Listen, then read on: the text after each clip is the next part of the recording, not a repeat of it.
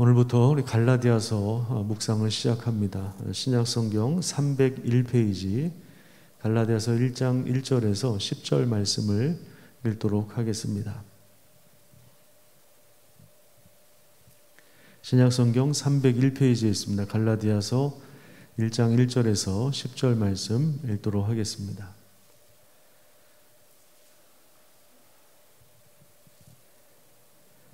사람들에게서 난 것도 아니요 사람으로 말미암은 것도 아니요 오직 예수 그리스도와 그를 죽은 자 가운데서 살리신 하나님 아버지로 말미암아 사도된 바울은 함께 있는 모든 형제와 더불어 갈라디아 여러 교회들에게 우리 하나님 아버지와 주 예수 그리스도로부터 은혜와 평강이 있기를 원하노라.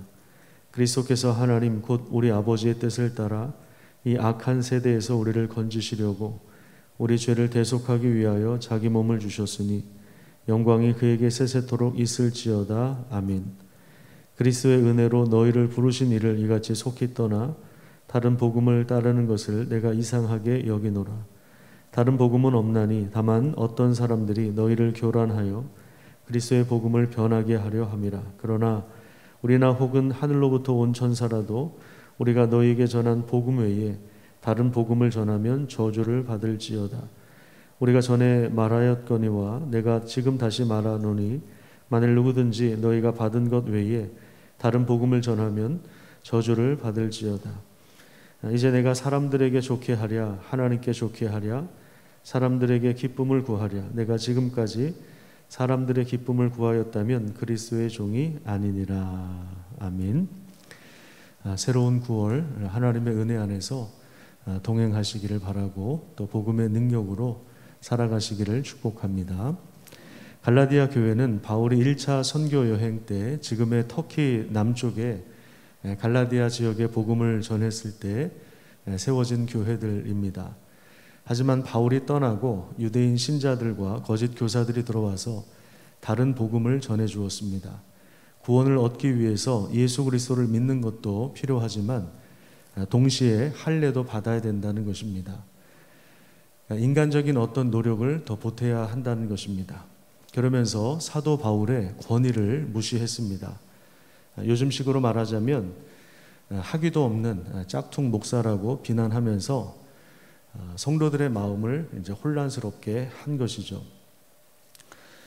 이 문제를 해결하고 그리고 갈라디아 교회에 처음 전했던 복음을 견고하게 뿌리 내리려는 목적으로 갈라디아서를 사도 바울이 기록합니다. 우선 첫 번째 특징은 다른 서신과는 다르게 처음 인사말을 통해서 바울은 자신의 사도권이 사람에게서 온 것이 아니라 오직 예수 그리스도와 그분을 다시 살리신 하나님으로부터 왔다는 사실을 강조하고 있습니다. 뿐만 아니라 4절을 보시면 복음의 핵심을 아주 명료하게 진술합니다. 그리스도는 이 악한 세대에서 우리를 구원하시기 위하여 자기 몸을 내어주셨다는 것입니다. 복음의 핵심은 예수 그리스도시며 또한 그분이 우리를 위해서 자기 자신을 완전하게 내어주신 것입니다. 그리스도의 고난과 또 순종과 죽으심으로 인하여 우리의 모든 죄가 씻겨지고 그리고 마귀의 통치를 받던 자가 하나님의 통치 안으로 들어가게 된 것입니다. 여기에 뭔가 인간적인 노력을 덧붙일 것이 없습니다. 우리가 그리스도를 위해서 사는 것은 우리를 구원하신 그 은혜에 대한 반응입니다. 하지만 거짓 교사들은 뭔가 우리가 구원을 얻기 위해서는 인간적인 뭔가를 더 보태야 한다는 식으로 설명했는데 바울은 이것에 대해서 다른 복음은 없으며 또 그 다른 복음을 쫓을 경우에 또 이 복음이 완전히 변질될 것이라고 경고합니다. 또한 8절 9절에 보면 다른 복음을 전하면 저주를 받는다고 하면서 아주 강력하게 경고하는데 여기서 이제 저주라고 하는 것은 최종적으로 그리스도에게서 끊어지는 것을 말합니다. 바울은 좋은 것이 좋은 것이라는 식으로 문제를 대처하지 않았습니다. 누군가가 이단에 빠져 있다면 우리는 그런 식으로 반응할 수 없습니다. 이단도 무섭지만 또 교회 안에 들어와 있는 잘못된 교리, 또 혼합된 교리, 그리고 유사한 복음, 또 복음인 것 같지만 위조된 복음도 상당히 무서운 것입니다. 마귀는 지금도 교회를 교란시키는 아주 교활한 존재입니다. 다른 복음은 없다는 사실을 우리가 꼭 기억해야 합니다. 만약에 차에 가짜 휘발유, 그러니까 겉에는 휘발유처럼 보이지만 유사 휘발유라고 하죠. 그런 휘발유를 넣고 다니면 결국에는 차가 망가지는 것처럼 다른 복음은 우리 삶을, 우리 인생을 망가뜨립니다. 그래서 바울은 강력한 어조로 내가 전한 이 복음의 기원이 하나님이고, 그리고 하나님이 선포하신 그 구원을 이루신 예수 그리스도, 그분이 누구신가를 갈라디아서를 통해서 다시 설명하고, 또 그분이 우리를 위해서 완전한 구원을 이루셨음을 선포합니다. 그래서 우리가 그리스도 안에 있는 것이 굉장히 중요한 것입니다. 복음은 그 자체로 완전한 것입니다. 뭔가 더 할 것이 없습니다. 값 없이 와서, 돈 없이 와서 사고 먹고 누릴 수 있는 것입니다. 그리스도의 십자가와 죽으심을 헛되게 만드는 것, 이것이 바로 다른 복음입니다. 다른 복음은 절대 없습니다. 하나님이 허락하신 복음을 통해서 참된 구원과 자유를 누리는 삶을 살아가시기를 축복합니다. 기도하겠습니다. 하나님 감사합니다. 오늘도 우리를 불러주신 하나님, 새로운 구호를 출발합니다.